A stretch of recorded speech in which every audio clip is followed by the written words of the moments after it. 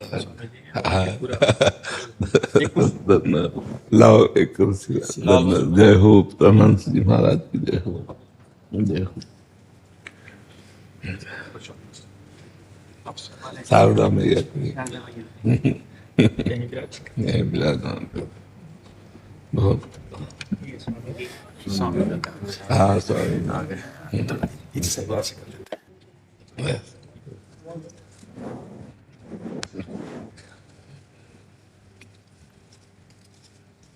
एक दुपट्टा लाओ एक मिनट पीछे से वैसे वैसे। बहुत सुंदर बहुत सुंदर पूरा समाधि का।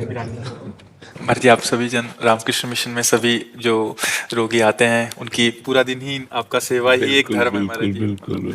हम वृंदावन वासियों के लिए ब्रजवासियों के लिए मतलब बहुत अमृतमय स्थान है, क्योंकि अगर रामकृष्ण मिशन ना होता तो हम सबको बाहर ब्रज के कहीं ना कहीं भटकना पड़ता। हर सुविधा, हर मर्ज की दवा और जिनके पास अर्थ नहीं उनकी भी व्यवस्था स्वामी जी के इस मिशन में बहुत सुंदर होती है। बहुत सुंदर, बड़ी कृपा है कि हम ब्रजवासियों के लिए ये मिशन जो है एक अमृतमय है। नहीं तो मान लो हमें भागना पड़ता ना।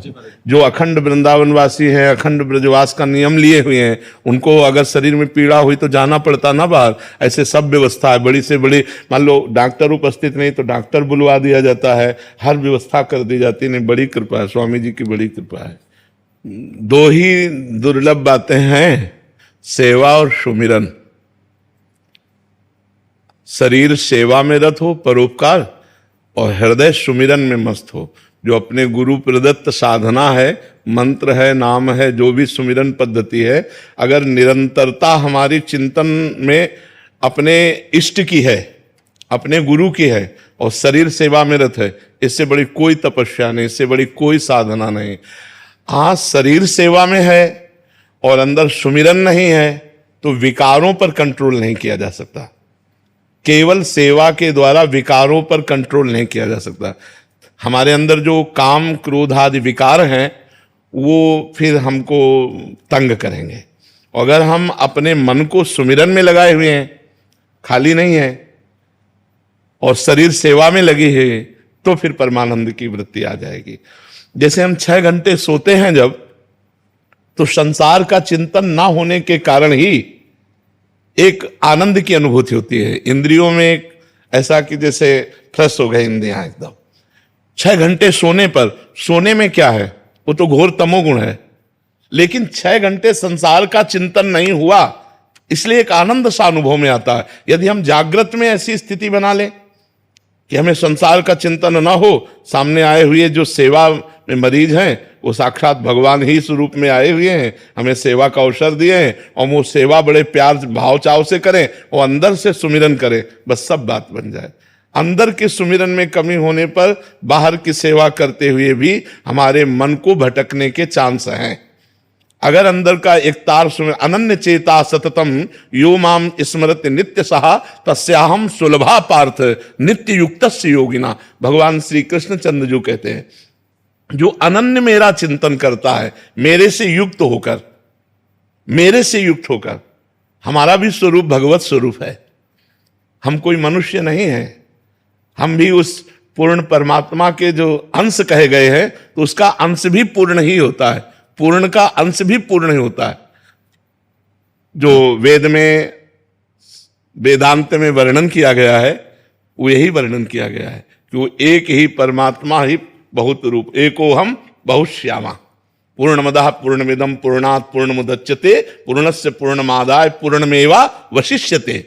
जो बचा वो पूर्ण ही है, उसका अवशेष भी पूर्ण है, जो अंश कहा जाता है वो भी पूर्ण है। तो मेरे में युक्त होकर, अर्थात भगवत स्वरूप होकर निरंतर भगवत चिंतन करना और भगवत स्वरूप मरीजों की सेवा करना, हो गई तपस्या, हो गया सारा खेल। इसी से पूर्णता की प्राप्ति हो जाएगी। अगर अंदर का चिंतन नहीं हो रहा तो बाहर की सेवा से हम मन के विकारों पर विजय नहीं प्राप्त कर सकते। खास बात है, जैसे बांबी के अंदर सांप बैठा हुआ है और ऊपर से हम खूब लठ मारें तो उस पर कोई फर्क नहीं पड़ेगा, क्योंकि सांप तो उसके अंदर है। तो सुधार अंदर जो हमें चाहिए, मन पर जो सुधार चाहिए वो चिंतन से होगा। भगवान कहते हैं अनन्यश्चिन्तयन्तो माम ये जनाः पर्युपासते तेषां नित्याभियुक्तानां योगक्षेमं वहाम्यहम्। भगवान कहते हैं ऐसा अभ्यास करो चिंतन का कि अन्य कोई होने ना पावे। अभ्यास योग युक्तेन चेतसा नान्यगामिना। अगर हम ऐसी स्थिति बना लें कि हमारा चित्त कहीं जाए ना, निरंतर भगवत स्वरूप में स्मृति में तन्मय और शरीर सेवारत, भगवत प्राप्ति निश्चित। हम भगवत स्वरूप ही हैं, तत्त्वम आशी, हम कोई और नहीं है। ये भ्रम हो गया शरीर भाव में आने पर कि मैं जीव हूं, मैं पतित हूं, मैं नीच हूं, मैं, ये सब इस शरीर भाव में आने पर। अगर शरीर भाव को थोड़ा छोड़कर देखो तो शुद्ध बुद्ध परमात्मा ही वो आत्मा के रूप में प्रकाशित हो रहा, कोई दूसरा तो है नहीं।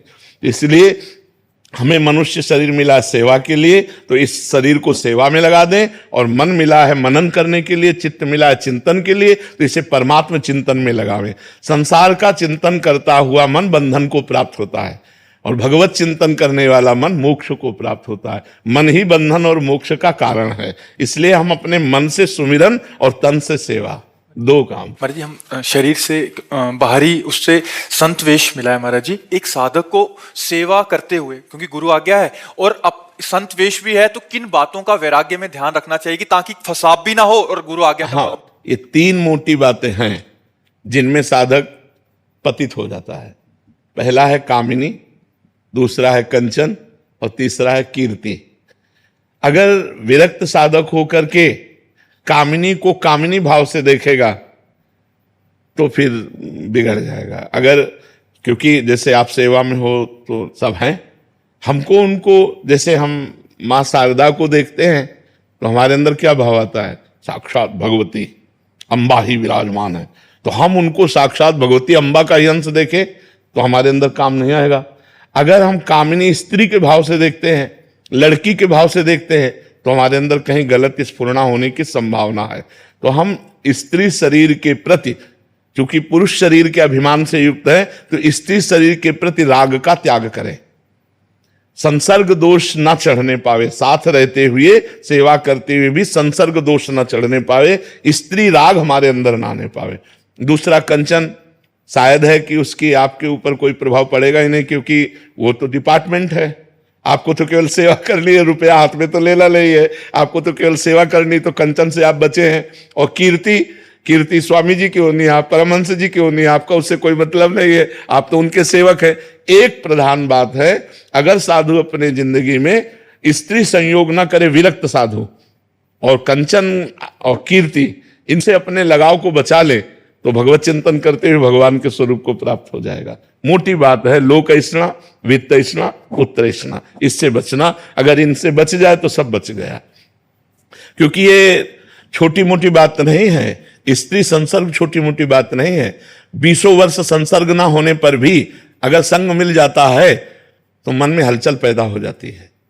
या तो भगवत तत्व का बोध हो गया हो, तो जैसे भुने हुए चने को खेत में बो देने पर फिर अंकुरण नहीं होता, ऐसे परमात्मा प्राप्त अंतःकरण में किसी भी तरह की भोग स्फुरना नहीं होती।